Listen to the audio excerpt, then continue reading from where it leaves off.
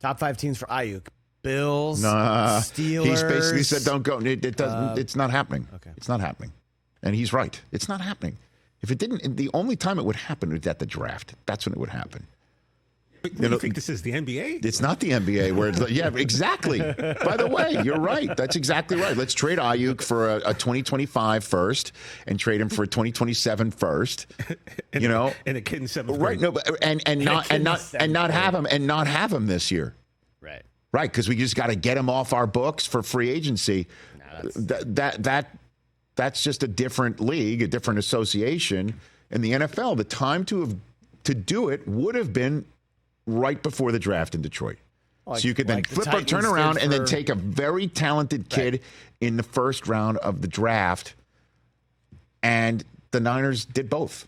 They held on to their guy and took a really talented kid in the first round of the draft. And everybody thought, well, they took a kid in the first round of the draft. That means that Aiyuk is now expendable. And then you would hear, well, the guy who's really expendable is Debo. That's the guy that they'd really want to maybe offload.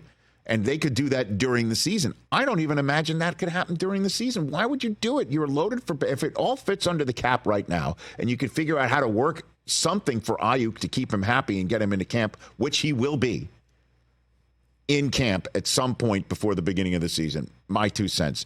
Is it possible he holds out right until the very end? Sure.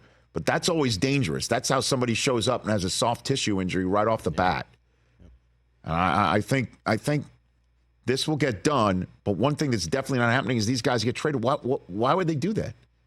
Why? The Niners don't need draft capital in 2025 at the end of the 2024 season.